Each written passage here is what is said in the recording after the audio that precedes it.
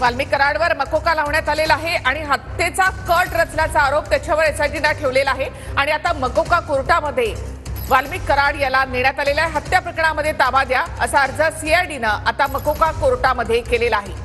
वाल्मिक कराडचा पाय त्यामुळे आणखी खोलात। आतापर्यंत काय काय झालं ते आपण पाहूया। सीआयडीचे अधिकारी मकोका कोर्टामध्ये आता दाखल झालेले आहेत। आताची महत्त्वाची बातमी, वाल्मिक कराड याच्यावर मकोका लावण्यात आलेला आहे, त्यामुळे वाल्मिक कराडचा पाय आणखी खोलात।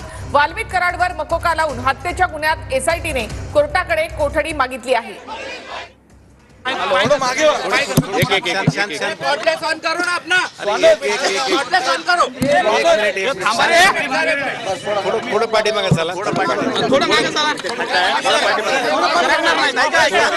अच्छा शांत शांत शांत रहा, थोडं शांत राहायला तर मला बोलतोय।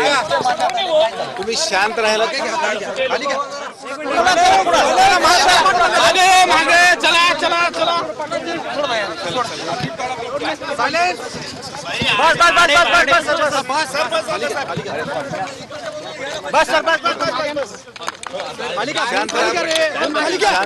सगळ्याला बोलतो मी शांत राहतो।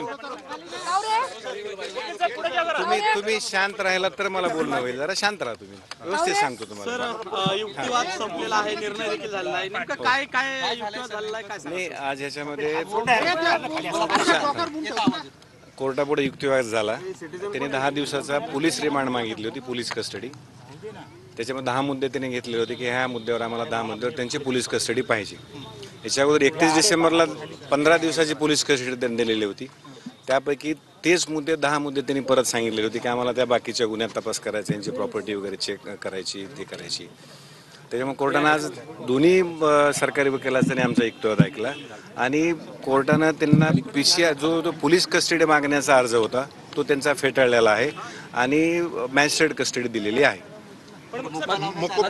नाही असं बिलकुल कोर्टापुढे काही नाहीये। कोर्टापुढे आतापर्यंत आमच्याशी कुठं निदर्शनास आलेलं नाही किंवा काही नाहीये, कारण आता आज फक्त जी काही एक्स्टॉर्शनची केस आहे त्या संदर्भात आजची केस सुनावणी झालेली होती आणि मोका लावण्याच्या संदर्भात किंवा दुसऱ्या गुन्ह्याच्या संदर्भात असं आतापर्यंत ह्या कोर्टापुढे तरी अर्ज आलेला नाही।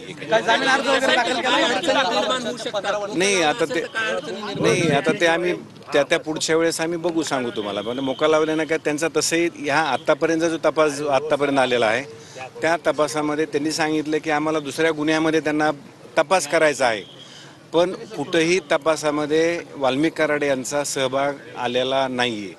हे आम्ही कोर्टाला स्पेसिफिक आर्ग्युमेंट केलेला आहे की गुन्ह्यामध्ये त्यांचा जो 103 BNS खाली गुन्हा आहे त्याच्यामध्ये यांचा कुठलाही सहभाग, ऑन द कॉन्ट्ररी त्यांनी असं मागितलं होतं की आम्हाला त्यामध्ये त्यांचा तपास करायचा आहे, त्या गुन्ह्यामध्ये यांचा सहभाग आहे का नाही या संदर्भात आम्हाला तपास करण्यासाठी परत 10 दिवसाची पोलीस रिमांड मागण्याचा अर्ज त्यांचा होता।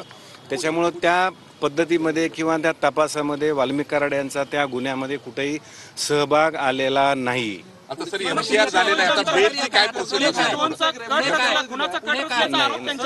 नाही ऐका आता पुढे काय, आता पुढे काय नाही आम्ही त्यांना हां सांगा पुढे काय तुमचं?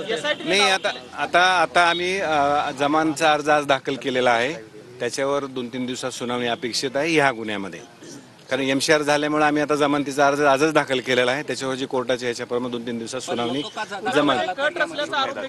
काय प्रोसेस असणार आहे पुढे? मकोका दाखल झाला तर ते कुठल्या कस्टडी? नाही त्यांना पुन्हा कस्टडी मागतील ना, ते दुसऱ्या गुन्ह्यामध्ये कस्टडी मागतील। मोकोका लागला ती प्रोसिजर वेगळी आहे, कोर्ट आहे, त्या पद्धतीने बाकीची प्रक्रिया चालेल। त्याच्यामध्ये कोर्टामध्ये ज्यावेळेस आर्ग्युमेंट सुरू होते सर त्यावेळेस मोका लावण्यासंदर्भात काही आर्ग्युमेंट झाले होते? 10 मुद्दे नवीन काही नव्हते त्याच्यामध्ये की आम्हाला त्या गुन्ह्याचा तपास करणं आहे। बाकीच्या 3 गुन्ह्याचा रेफरन्स झालेला होता की दुसरा एक अॅट्रॉसिटीचा आहे, हा 103 BNSचा गुन्हा आहे, त्याच्यामध्ये यांचा तपास करायचा आहे। आणखी यांचे कुठे साक्षीदार आहेत का आणि ह्या संदर्भात त्यांनी कुठं प्रॉपर्टी घेतलेली आहे किंवा कुठं बाहेर राज्यात आहे, बाहेर देशात प्रॉपर्टी घेतलेली असेल, अशा संदर्भात आम्हाला तपास करायचा आहे, असे मुद्दे होते। त्याच्यामध्ये ते सगळे मुद्दे कोर्टाने काय ग्राह्य धरलेले नाहीत।